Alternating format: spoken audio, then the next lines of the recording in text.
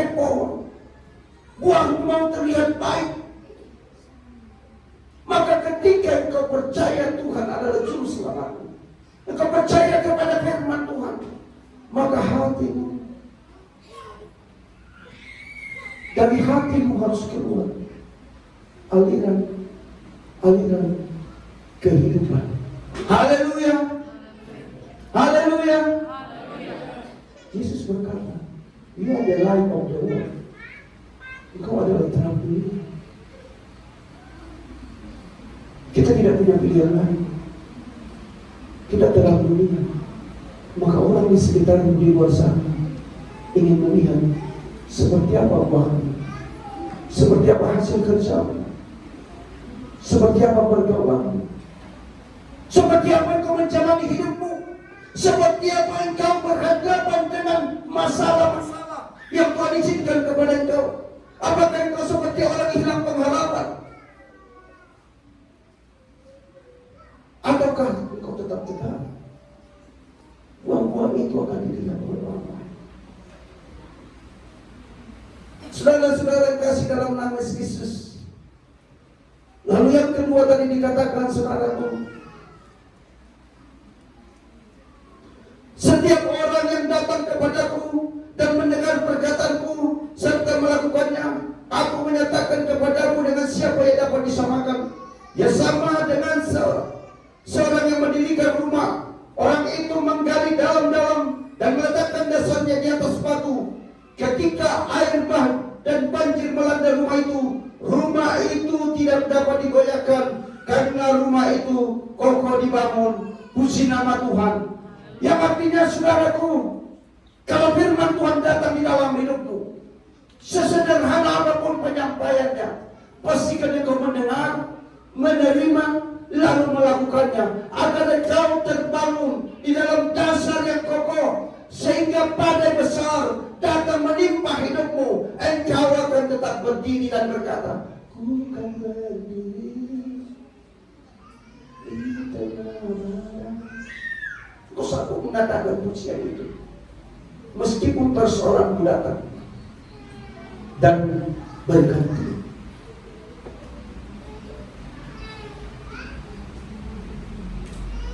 Orang yang mendengar perkataanku dan melakukannya dikatakan, ibaratkan seseorang yang membangun rumahnya dari dasar batu yang ditanam dengan baik, yang kokoh. Saudara, tanpa firman Tuhan kita tidak bisa melakukan yang baik dalam hidup kita.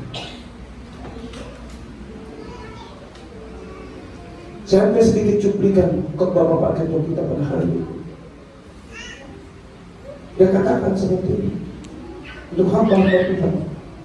Ketika kau berkhotbah di mimbar, lakukan apa yang kau khotbahkan, kerjakan apa yang kau khotbahkan, dan khotbahkan apa yang kau kerjakan. Engkau tidak boleh mengatakan engkau mengasihi Tuhan, mengasihi jemaatmu, tapi pulang dari gereja engkau tidak praktekkan. Saya aminkan itu. Kalau kau berkhotbah di mimbar, katakan, khotbahkan apa yang kau kerjakan, dan kerjakan apa yang kau khotbahkan. Praktikan yang penuh. Semua katakan juga bagi jemaat-jemaat Tuhan, bagi pelayan-pelayan Tuhan di tempat ini. Praktekkan apa yang kau dapatkan di gereja ini melalui firman Tuhan, melalui pelayananmu sebagai pemain musik, baik singkat. Ketika kau menyanyikan pujian sebagai jemaat atau pelayan, ku renungkan firman-Mu siang dan malam, ku pegang perintah-Mu dan ku lakukan. Engkau tahu ya Tuhan tujuan hidupku, malah Tuhankan hati. Mungkin ketika kau menyanyikan pujian ini, ada banyak dari matamu yang menangis. Tapi benarkah kau tunjukkan tujuan hidupmu untuk menyenangkan hati Tuhan dalam hidupmu? Ketika kau pulang ke rumahmu, ketika kau melihat teman satu kosmu, teman satu kamarmu yang belum dapat kerja, apakah kau beli beras? Apakah kau beli makan buat dia? Adakah kau bertindak? Tapi di gereja kau katakan, kau tahu ya Tuhan, tujuan diriku hanyalah untuk menyenangkan hati. Bagaimana kau menyenangkan hati Tuhan? Saya katakan, inilah benar-benar di gereja ini. Inilah sebenarnya ketika kau keluar dari gereja ini, melihat orang-orang susah, melihat orang-orang terluka, melihat orang-orang yang butuh pertolonganmu. Ketika kau dengarkan firman Tuhan di mereka cepat. Mungkin di rumahmu, tetanggamu, ada di mereka yang sudah berbulan-bulan tidak bekerja, maka mungkin tidak tahu apa yang manfaat. Selalu saya katakan, kadang-kadang kita berikan orang yang tidak punya untuk memiliki sama berharga begitu.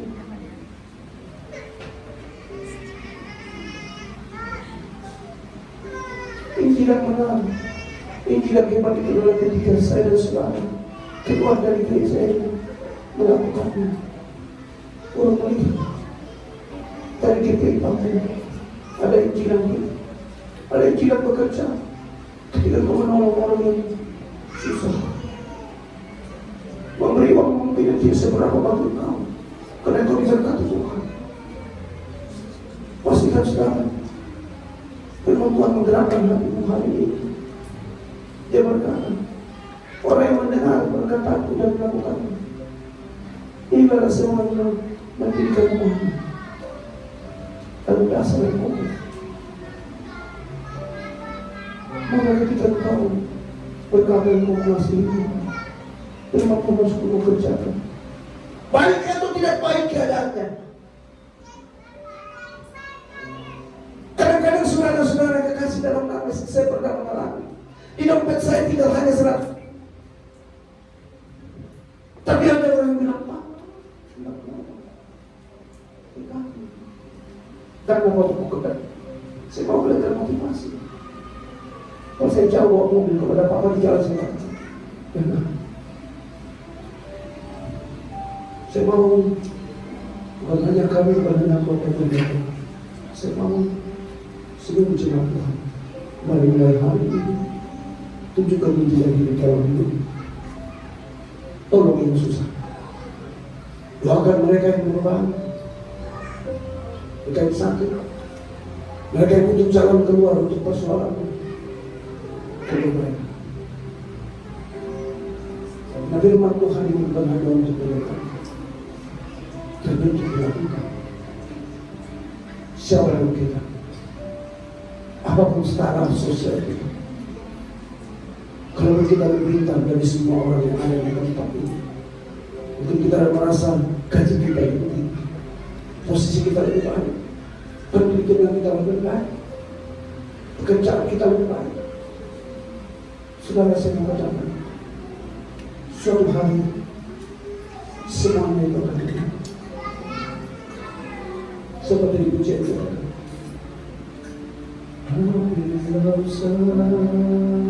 mari pulau sudah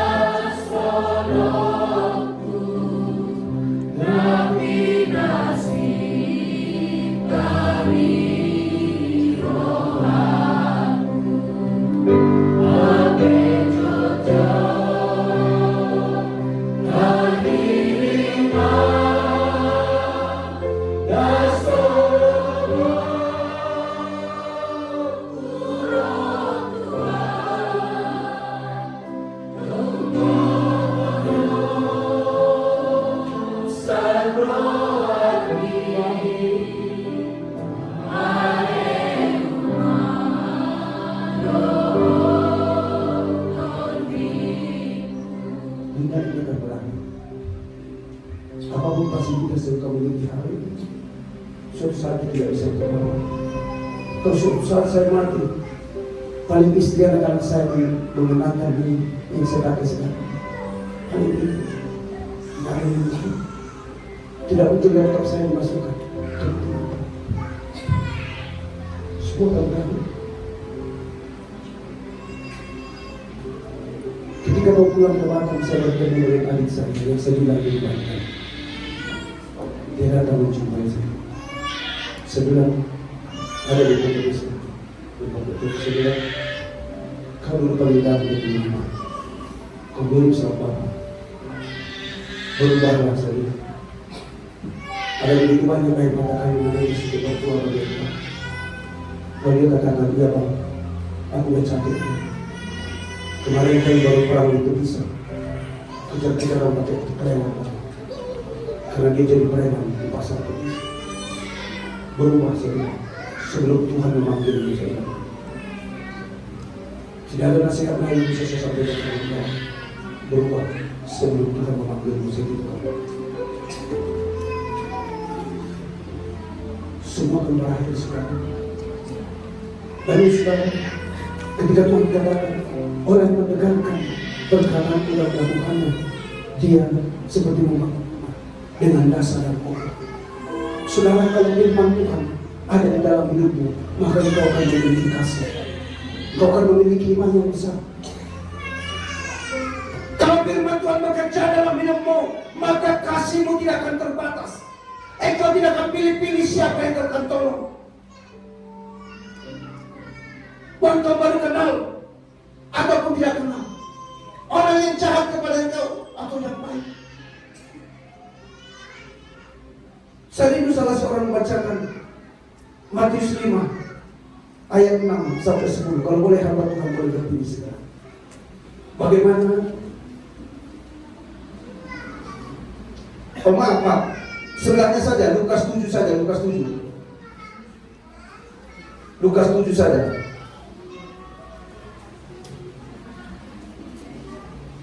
Ayat 3 sampai 10. Coba berdiri Pak. Di sebelah tadi ayat kita baca. Boleh berdiri? Lukas 7. Yesus menyembuhkan hamba seorang perwira di Kapernaum. Demikian firman Tuhan. Ketika perwira itu mendengar tentang Yesus, dia menyuruh beberapa orang tua Yahudi kepadanya untuk meminta supaya ia datang dan menyembuhkan hambanya. Mereka datang kepada Yesus dan dengan sangat mereka meminta pertolongan, katanya, ia layak engkau tolong, sebab ia mengasihi bangsa kita dan dialah yang menanggung pembangunan rumah ibadat kami. Lalu Yesus pergi bersama-sama dengan mereka. Ketika ia tidak jauh lagi dari rumah perwira itu menyuruh sahabat-sahabatnya untuk mengatakan kepadanya, Tuhan, janganlah bersusah-susah, sebab aku tidak layak menerima Tuhan di dalam rumahku. Sebab itu, aku juga menganggap diriku tidak layak untuk datang kepadamu. Tetapi katakan saja sepatah kata, maka hambaku itu akan sembuh. Sebab aku sendiri seorang bawahan, dan di bawahku ada pula prajurit. Jika aku berkata kepada salah seorang prajurit itu pergi, maka ia pergi. Dan kepada seorang lagi datang, maka ia datang. Ataupun kepada hambaku, kerjakanlah ini, maka ia mengerjakannya. Setelah Yesus mendengar perkataan itu, ia heran akan dia, dan sambil berpaling kepada orang banyak yang mengikuti dia, ia berkata, aku berkata kepadamu, iman sebesar ini tidak pernah aku jumpai, sekalipun di antara orang Israel. Dan setelah orang-orang yang disuruh itu kembali ke rumah, didapatinya lah hamba itu telah sehat kembali. Puji Tuhan. Puji Tuhan. Saudara yang kekasih dalam nama Yesus Kristus, sang perwira ini, perwira berarti sudah tinggi. Perwira ini datang kepada Yesus dan berkata, di rumahku ada hambaku, mungkin bekerja di rumahnya, sedang sakit parah. Saudara, perwira dengan seorang pekerja di rumah itu sama jauh perbedaannya. Tapi dia datang kepada Yesus dan berkata, di rumahku ada hambaku yang sedang sakit parah, mari tolonglah. Dia bukan pengikut Yesus, ingat. Dia bukan salah seorang pengikut Yesus. yang kesana kemari bersama dengan Yesus. Dia seorang perwira, tapi perbuatannya melebihi pengikut Yesus. Dia datang dengan iman, dia datang dengan kasih buat hambanya yang di rumah. Dan dikatakan tadi, dia seorang yang selalu membantu pembangunan rumah ibadah. Saudara, panitia pembangunan sering berkata, mari dukung pembangunan kita, maka belajar dari sini. Haleluya. Dia datang dengan kasih, saudaraku. Pembantunya yang sakit dia pedulikan. Lalu Yesus berkata, ya aku akan datang. Tapi orang ini tahu diri. Jangan datang ke rumahku, aku tidak layak.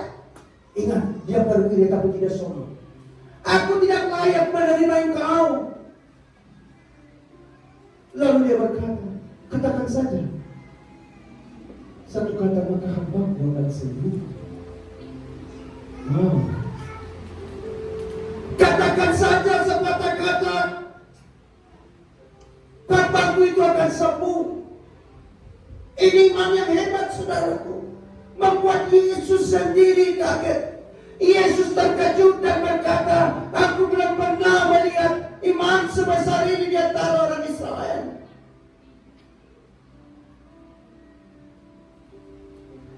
Perwira ini memiliki kasih. Perwira ini tidak menjadi seorang yang sombong meski pangkatnya tinggi. Perwira ini percaya kalau Yesus mengatakan sesuatu tanpa datang ke rumahnya, hambanya ini sembuh. Dan firman Tuhan katakan tadi, ketika dia bilang, hambanya sudah sembuh. Saudara yang kasih dalam nama Yesus, kalau kau melakukan firman Tuhan, kau harus memiliki kerendahan.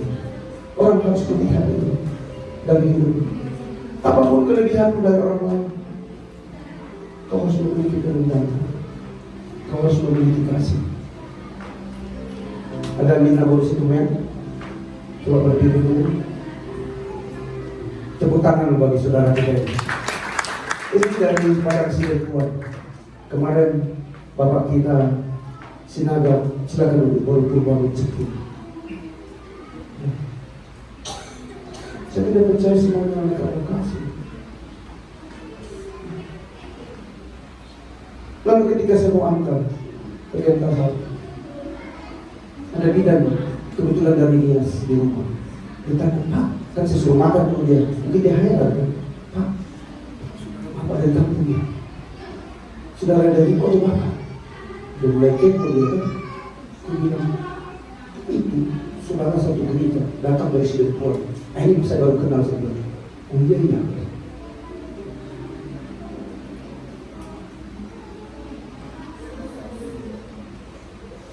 Saudara, saya sering menangis berdoa kalau mendengar ada jemaat-jemaat Tuhan, suami istri suka ribut, suka bermasalah, anak-anak suka bermasalah, pemuda-pemudi suka bermasalah. Lalu kadang-kadang saya bertanya pada Tuhan, kemana firman Tuhan itu pergi? Ketemu seperti apa jatuh? Saudara, Yesus katakan, engkau harus mendengarkan perkataanku dan melakukannya. Perwira di Kapernaum melakukannya, maka pastikan engkau memiliki kasih dan memiliki iman. Haleluya. Meskipun saat ini mungkin engkau masih berjuang untuk mencari pekerjaan di Pulau Padang ini, saya mau katakan, ibarat satu hektar tanah. Kalau suatu saat kita tanami dengan jagung, tapi gagal, mungkin kita bisa ditanam dengan tanaman yang lain, kacang kedelai, atau padi, atau yang lain. Pasti bisa ditanam dari sapi, tanaman yang diciptakan itu. Dan artinya kalau hari ini kau gagal, minggu lalu, bulan lalu kau gagal, melangkah terus, berusaha terus, berdoa terus, dia masih bukan jalan. Haleluya. anak-anak kami dari keluarga kita. Ya, tetap semangat. Amin. Tetap semangat. Ini keluarga musuh. Ya, ini keluarga musuh. Ini juga keluarga musuh.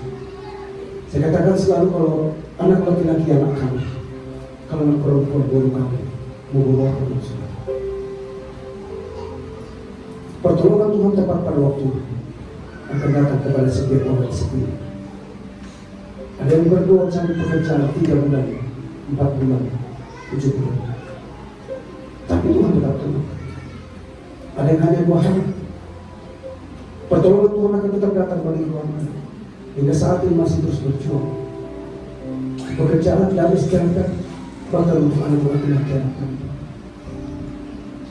Membangun imanmu seperti seorang perwira dalam permohonan dan berkata, aku tidak baik menerima engkau. Katakan saja satu kata, maka aku akan sembuh dan kamu akan sembuh. Yang kedua, saudara, kalau engkau melakukan firman Tuhan,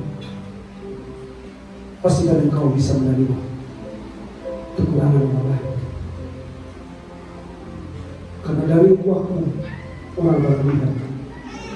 Apakah firman Tuhan ini hidup bekerja dalam hidupmu?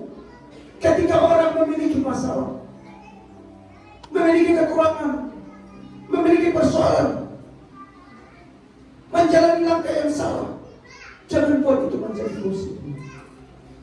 Karena orang akan melihat, wah, kau harus bisa menerima kekurangan semua orang. Karena Yesus juga melakukan itu. Yesus pernah makan dengan orang berdosa. Dia makan di rumah sakit. Yang orang Yahudi sendiri tidak suka dengan sakit, tapi Yesus makan di sana. Ini bukti bahwa Yesus bisa menerima kekurangan sakit. Tapi sesuatu mujizat terjadi saat itu. Sakius yang pemungut curai, Sakius yang pelit, Sakius yang kikir berkata, berdiri dan berkata, setengah dari hartaku kuberikan kepada orang miskin. Dia berubah lewat pendengaran dan pengenalannya kepada Yesus. Yesus mau seperti itu. Kau bisa menerima kekurangan orang lain. Engkau melihat buahmu. Haleluya. Yesus menerima, mengampuni perempuan yang berzina, yang hampir dirajam mati sama orang-orang polisi tanah ahli Taurat. Dia ampuni. Dia katakan, aku pun tidak menghukum engkau. Pergilah dan berubah. Saudara, kalau Yesus bisa menerima kekurangan orang lain, kalau Yesus bisa mengampuni orang lain, lalu kenapa kita tidak bisa mengampuni orang lain? Kenapa kita tidak bersatu dengan orang lain? Kenapa kita tidak bisa berdamai suami dan istri? Saudara dengan saudara, satu kos dengan satu kos, satu pekerjaan dengan satu pekerjaan, tetangga dengan tetangga. Yesus yang sumber kehidupan, dia bisa terima Sakeus, dia bisa terima orang berdosa. Kadang-kadang kita berkata, no, saya tidak mau, saya tidak suka. Yesus mau firman Tuhan ini kita kerjakan dalam kehidupan kita. Yesus mau kita praktekkan sekarang. Saudara, meskipun engkau hebat, meskipun engkau memiliki banyak hal, meskipun engkau lebih pintar dari orang lain, suatu saat semuanya akan berlalu. Renungkan, hidup kita dalam kesempatan. Ketika mengantar anak saya Kristofer ke jalan, saya bilang, tetap menjadi orang baik. Meskipun di Jogja suatu saat semua teman berubah menjadi jahat.